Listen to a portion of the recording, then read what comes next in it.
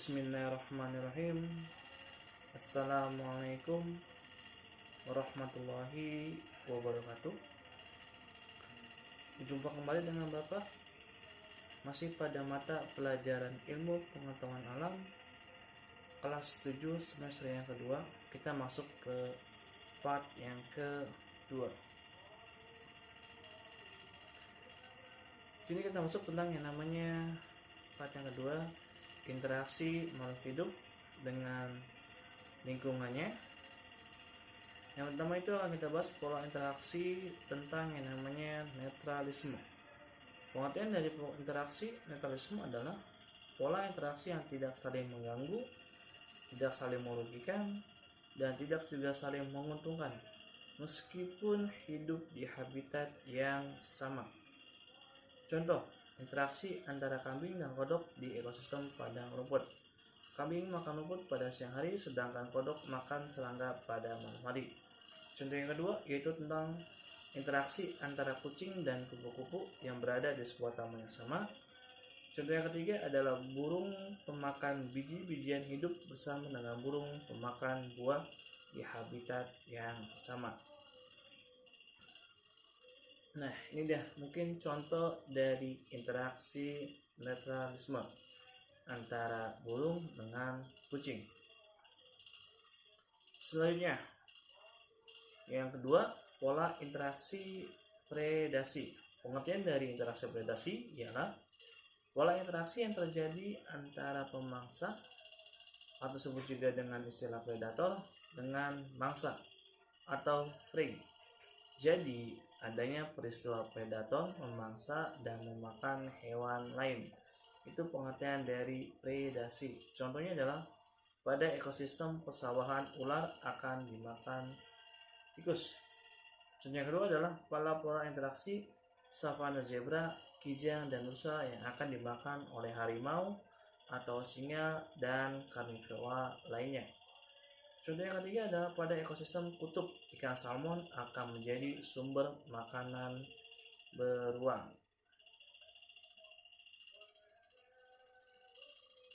Nah, ini dia contoh dari interaksi predasi. Kita lihat ya di sebuah video di mana seekor singa sedang memangsa seekor zebra di padang savana. Itu contoh dari interaksi predasi. Selanjutnya, yang nomor 3, pola interaksi kompetisi. Pengertian dari interaksi ini adalah pola interaksi yang terjadi karena adanya persaingan antara individu atau populasi untuk memenuhi kebutuhan hidupnya. Namun, habitat tidak menyediakan dalam jumlah yang cukup, maka itu disebut dengan interaksi kompetisi. Contoh adalah populasi sapi dan kuda di padang rumput yang sama akan berkompetisi untuk mendapatkan rumput yang berkualitas baik dan yang lebih segar. Contoh yang kedua adalah belalang dan ulat saling membutuhkan dedaunan sebagai sumber makanan pada habitat yang sama. Yang ketiga contoh adalah padi dan guma akan misalnya mendapatkan unsur hara dari tanah pada daerah persawahan yang sama. Unsur hara itu adalah suhu udara, kelembapan, dan sinar matahari. Nah, ini dia merupakan contoh dari kompetisi di mana ada seekor kudanil jantan yang akan memperebut suatu wilayah.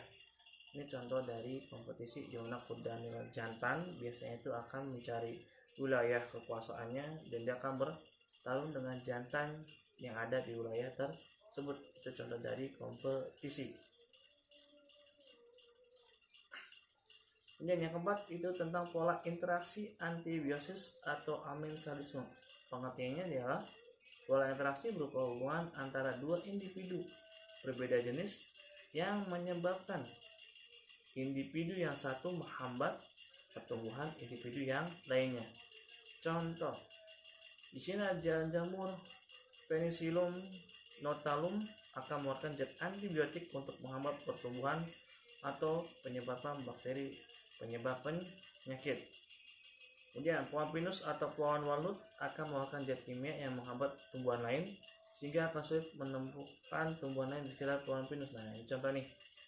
Contoh itu banyak pada daerah puncak. Kenapa banyak pohon pinus dan tumbuhan lain tidak ada? Karena pohon pinus mengeluarkan suatu zat kimia di mana zat kimia ini dapat menghambat tumbuhan yang lain. Nah, yang terakhir adalah pola interaksi simbiosis. Kita tahu ya, sering hafal di tingkat dasar juga sudah dibahas. Simbiosis ada 3, ada mutualisme, parasitisme, dan komensalisme. Yang pertama itu adalah mutualisme. Mutualisme di sini adalah interaksi yang saling menguntungkan. Hubungan antara kerbau dan burung jarak. Contohnya nomor 2 adalah simbiosis antara tumbuhan berbunga dan hewan penyerbuk seperti kupu-kupu.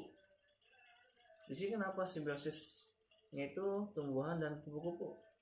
Karena tumbuhan bunga dia akan membawa biji yang akan dibawa oleh kupu-kupu, dan kupu-kupu itu menyerap nektar, madu yang ada pada tumbuhan berbunga. Bunga itu akan mendapatkan keuntungan berupa dia dapat penyerbukan alami yang dibantu oleh kupu-kupu. Dan kupu-kupu itu mendapat tambahan untuk membuat sarang, di mana sarang itu orang membangun namanya nektar. Dan yang ketiga adalah manusia dengan bakteri baik Lactobacillus sp. Nah, yang sering makan Yakult, yogurt, itu biasanya di dalam itu terdapat bakteri baik yang dinamakan dengan bakteri Lactobacillus di usus. Itu contoh manusia dengan bakteri. Selanjutnya, bakteri pengikat nitrogen. Nah, hidup di bintil akar tanaman dan tanaman membutuhkan nitrogen. Nah, biasanya itu hampir ya 90% bakteri itu terdapat pada tanah. Dan 90% juga bakteri itu dapat menguntungkan manusia jika dikelola, dikembangkan dengan baik. Yang kedua adalah simbiosis parasitisme. Pengertian dari ini adalah interaksi yang hanya menguntungkan satu pihak saja atau parasit, dan pihak lainnya akan dirugikan. Itu berupa inang. Contoh, benalu yang hidup sebagai parasit pada tanaman nilang. Benalu itu tanaman yang ada yang menempel pada pohon mangga, pohon jambu, pohon rambutan, dan pohon yang lainnya. Itu disebut dengan benalu. Dia akan menghambat, menyerap sari-sari inangnya. Yang ketiga, tumbuhan tari putri dan tanaman pagar. Nah, ini rumputan. Contohnya adalah tumbuhan rafflesia dan tanaman inang. Selanjutnya adalah sebagai jenis bakteri jahat dan cacing yang hidup di tubuh manusia dan hewan.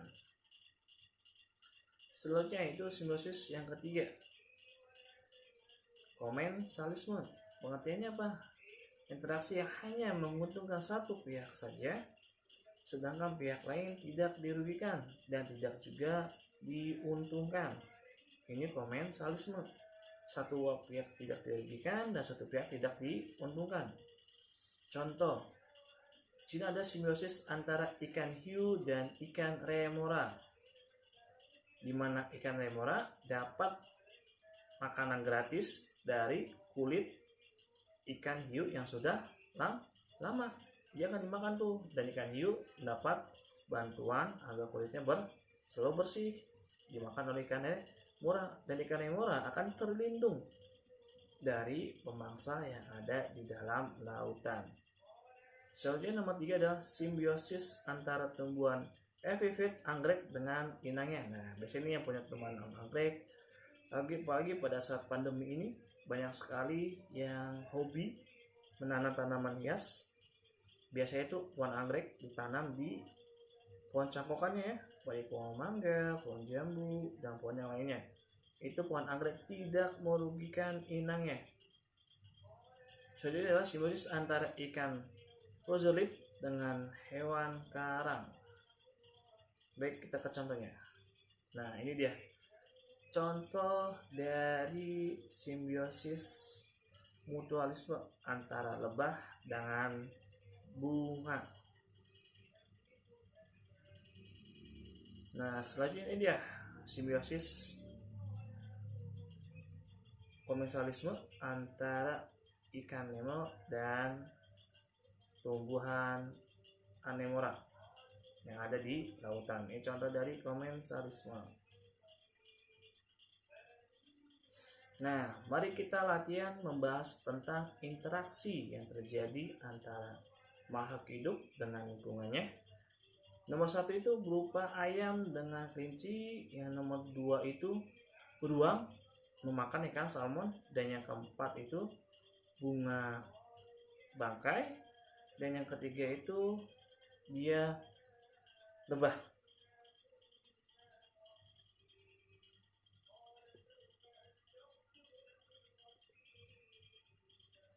Udah, kita latihan lagi nih. Ada ikan hiu dan ikan remora, dan ini tanaman anggrek, dan ini seekor singa yang memaksa rusa, dan yang ketiga itu tanaman eceng gondok ya, seperti eceng gondok.